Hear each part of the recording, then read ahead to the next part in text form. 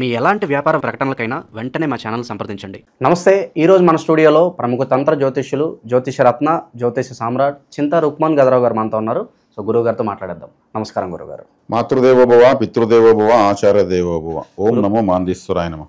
గురుగారు, ఆగస్ట్ నెల విశేషంగా శ్రావణ మాసం, వృషభ రాశి వారి పరిస్థితి ఎలా ఉండబోతుంది? ప్రజెంట్ వీళ్ళ టైం ఎలా నడుస్తుంది? గ్రహాల అనుకూలత ఎలా ఉంది? ఎలాంటి జాగ్రత్తలు తీసుకుంటే బాగుంటుంది అంటారు? ఈ 2020 సంవత్సరం ఆగస్టు మాసం వృషభ రాశి వాళ్ళ యొక్క మాస ఫలాలు చెప్పుకునే ముందు వీళ్ళ యొక్క సహజమైన విషయాలు కొన్ని మనం మాట్లాడుకుందాం. ఇలా మాట్లాడుకుంటే వృషభ రాశి వీళ్ళు సహజంగా తీసుకుంటే చాలా స్ట్రిక్ట్, వీళ్ళు చాలా స్ట్రిక్ట్గా ఉంటారు. చాలా ఖచ్చితంగా ఆలోచించడము, చిన్న విషయాన్ని కూడా కరెక్ట్గా చేయాలని ఆలోచించడం, రూల్స్ ఎక్కువ ఫాలో అవ్వాలంటారు. వీళ్ళు తప్పైతే కూడా అలాగే ఒప్పుకుంటారు, నేను చేసిన తప్పే అంటారు. At the same time before planning బాగుంటుంది.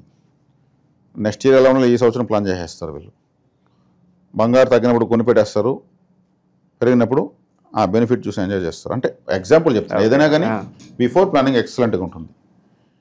ఈ రాశిలోని చంద్రుడు మనసు కారకుడు, మనోకారకుడు చంద్రుడు వచ్చేసి పొందుడు. అందుకే వీళ్ళకు బిఫోర్ ప్లానింగ్ బాగుంటుందని చెప్పింది. ఈ రోహిణి నక్షత్రం ఇందులోనే ఉంది, అక్కడే చంద్రుడు వచ్చేసి పొందుతాడు. అదే నక్షత్రంలో శ్రీకృష్ణుడు వారు పుట్టారు. ఆయన మొత్తం బిఫోర్ ప్లానింగే. మహాభారతంలో తీసుకుంటే శ్రీకృష్ణుడు స్టింగ్ మాస్టర్, కింగ్ మేకర్.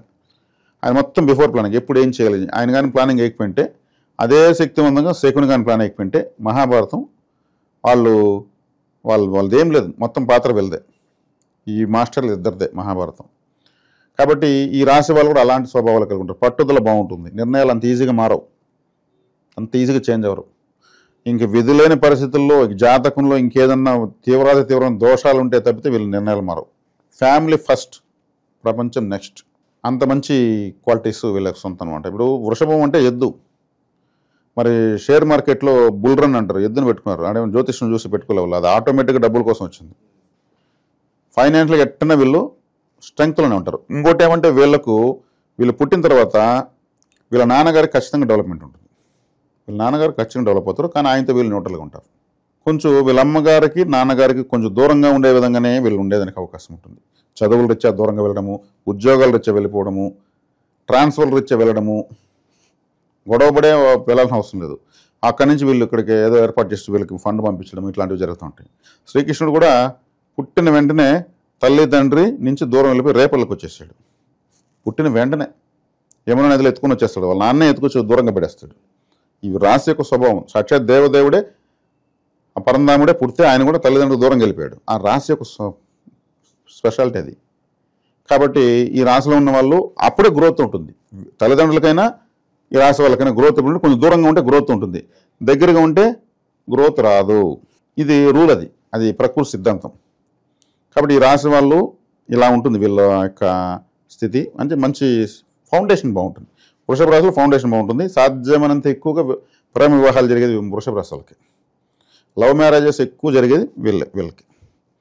శ్రీకృష్ణుడు వాళ్ళకి కూడా ఆయనకి ప్రేమ అనేది ఎక్కువ కదా, ఎక్కువ మంది స్త్రీ వశీకరం కదా.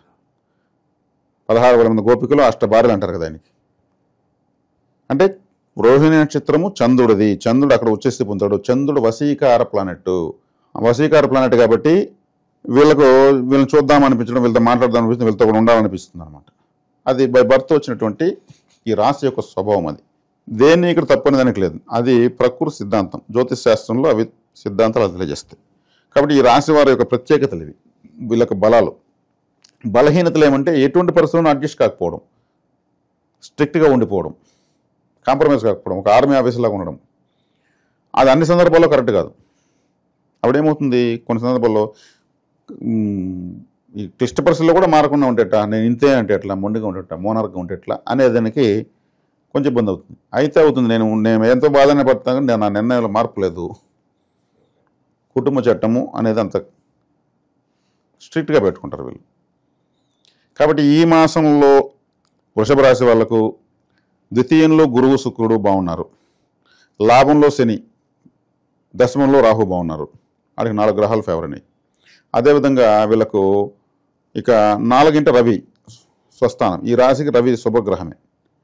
రవికి చంద్రుడికి ఏకరాశాధిపత్యం వస్తుంది కాబట్టి అన్నిటికీ 2 రాశులు ఉంటాయి గ్రహాలకు. రవికి చంద్రుడికి ఒక రాశి వస్తుంది. 4వ ఇంట్లో 4 ఇంట్లో ఉండడం మంచిదే. ఇక కాలపురుషునికి 3వ రాశి అయినటువంటి మిథున రాశి 3వ రాశి, ఆ అధిపతి బుధుడు ఈ రాశికి 3లో ఉన్నాడు. మేషం నుంచి 3వ రాశి మిథున రాశి కాలపురుషునికి, వృషభ రాశికి ఇప్పుడు గోచారంలో 3లో ఉండడం అది మంచిదే. తీరా చూస్తే ఓవరాల్గా వీళ్ళకి ప్లానెట్స్ అన్ని బాగున్నట్టే. ఇంకా బాగలేని గ్రహం గురించి మాట్లాడుకున్న ఒకటే, మాట్లాడుకున్న ఒకటే. వృషభ రాశి వాళ్ళకి సూపర్. ఇంకా ఈ ఫలితం ఉంటుంది, ఈ ఫలితం లేదని కాదు, అన్ని ఫలితాలు వీళ్ళకు ఉంటాయి. జనరల్గానే వీళ్ళు ముందుగా ప్లానర్స్ బిఫోర్ ప్లానింగ్ బాగుంటుంది, దాని తర్వాత గోచారం బాగుంది. ఇంకా మీకు వివాహాలు తీసుకో, ఉద్యోగాలు, వ్యాపారాలు, ట్రాన్స్ఫర్లు అన్నీ ఏదైనా తీసుకో, ఇది ప్రత్యేకించి మీరు క్వశ్చన్ నేను అడగాల్సిన నేను మీకు చెప్పాల్సిన అన్నీ రన్నింగ్లో ఉన్నాయి, స్వింగ్లో ఉన్నారు వీళ్ళు.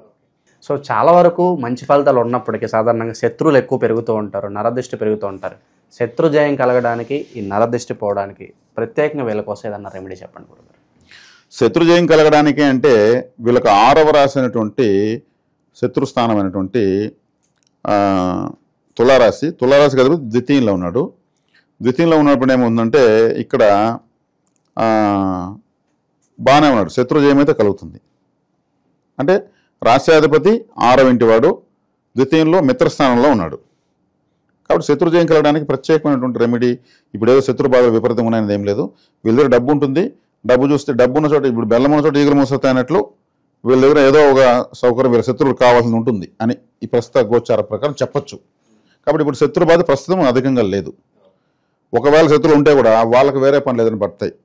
ఇప్పుడు మనం మన పనులు లేసి ఆయన పట్టించుకునే అవసరం మనకి ఎందుకు, మందపోతా ఉంది ఇక్కడ అనే పరిస్థితి వస్తుంది. ఎందుకంటే శత్రువులు నిర్జించడంలో శుక్రుడు ఆయన మృత సంజీవుని విద్య తెలిసినవాడు, మళ్ళీ బతికించేస్తాడు. అందుకు ఆయన ద్వితీయంలో బలంగా ఉన్నాడు. కాబట్టి శత్రు బాధ అయితే ప్రస్తుతానికి లేదు, కాబట్టి దాని పరిహారం కూడా చెప్పాల్సిన లేదు. సో కొత్త పరిచయాలతో ఎలా ఉంటే బాగుంటుంది అంటారు? అంటే సర్కిల్ ఓవరాల్గా, అంటే నమ్మించి మోసం చేసే వాళ్ళు కూడా చాలా వరకు ఉంటారు కదా, ఓవరాల్గా వీళ్ళ నెట్వర్క్ ఎలా ఉంటే బాగుంటుంది అంటారు? నమ్మించి మోసం చేయాలంటే వీళ్ళు మోసపోరు. ఫస్ట్ పాయింట్, వీళ్ళు ప్లానింగ్ బాగుంటుందని చెప్పాను కదా, అంచనాలు బాగుంటాయి. కాబట్టి వీళ్ళు మోసపోయే దాంట్లో అంత అదే చెప్తాడు, వెర్రి పప్పలేం కాదు వీళ్ళు. ముందు వీళ్ళు అవకాశం ఇవ్వరు, దేన్ని ఎంతవరకు నమ్మాలో అంతవరకు నమ్ముతారు, ఆ కొలమానం బాగా వేయగలుగుతారు. దాని దగ్గర గ్రహస్థితి బాగుంది కాబట్టి ఇప్పుడు వీళ్ళకి నమ్మక ద్రోహాలు జోడిపి ఏదో దులిపి కష్టాలు వచ్చేదంతా ఏం లేదండి. గ్రహస్థితి బాగున్నప్పుడు మనం నెగిటివిటీస్ పైన మాట్లాడుకున్నా ఫలితం లేదు. ఇంకా ఎలాంటి మంచి ఫలితాలు ఎంతకాలం కొనసాగొచ్చు అంటారు వీళ్ళకి?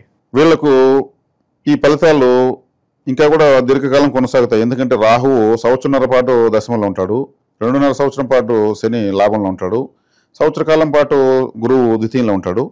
ఇక బుధుడు శుక్రుడు తరచూ శుభఫలితాలు ఇస్తూనే ఉంటారు. కాబట్టి వీళ్ళకు ఇంకా దీర్ఘకాలికంగానే ఉంది, 2 సంవత్సరాలకు పైగానే వీళ్ళకు అనుకూలమైనటువంటి గోచారం ఉంది. దీర్ఘకాలిక గ్రహాలు బాగున్నాయి. ఓకే, మొత్తం పరిస్థితులన్నీ బాగానే ఉన్నాయి. బట్ విశేషంగా దైవారాధన విషయంలో ఎక్కువగా ఎవరిని ఆరాధించి పరిహారాలు చేసుకుంటే బాగుంటుంది అంటారు? దైవారాధన విషయంలో తీసుకుంటే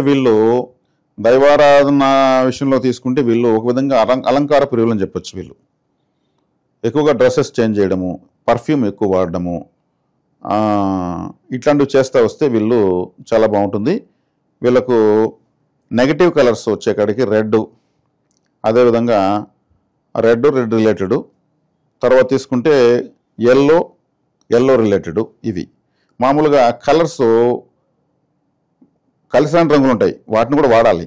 కలిసిన రంగులు వాడరు. ఎలా వాడాలంటే అండర్వేరు ఇట్లాంటివి వేయాలి, నెగటివ్గా వాడాలి, కనపడండి లో దుస్తులు వాడాలి. ఫేవరెట్ కలర్స్ని పైకి ఎలివేట్ చేయాలి. కాబట్టి వీళ్ళు ఏదైనా ఎవరు ఏ రాశి వాళ్ళని సరే ఆ రాశి సంబంధించినటువంటి కలిసిన రంగు కూడా దాన్ని లో దుస్తులు అండర్వేరు ఇట్లాంటివి వేయాలి. దాని ప్రాధాన్యత తగ్గించి దాన్ని ఉపయోగించుకోవాలి. మనం వృషభ రాశి చెప్పేటప్పుడు అన్ని రాశులకి చెప్పేస్తున్నాం. దీన్ని కలిసిన రంగుని దాన్ని ఆ విధంగా చూడాలి. మళ్ళీ దాన్ని ఏం చేస్తాము, పారేస్తాం, తొందరలోనే పారేస్తాం. దాన్ని 50 సంవత్సరాలు వాడడం. కాబట్టి అటువంటి నెగిటివ్గా ఉన్న రంగుని నెగిటివ్గానే వాడి ఇది చేసుకోవాలి. ఇంక వీళ్ళకి ప్రస్తుతం తీసుకుంటే ఏదో వీళ్ళని ఎత్తుకు ముంచుకొస్తా ఉండేది ఏం లేదు.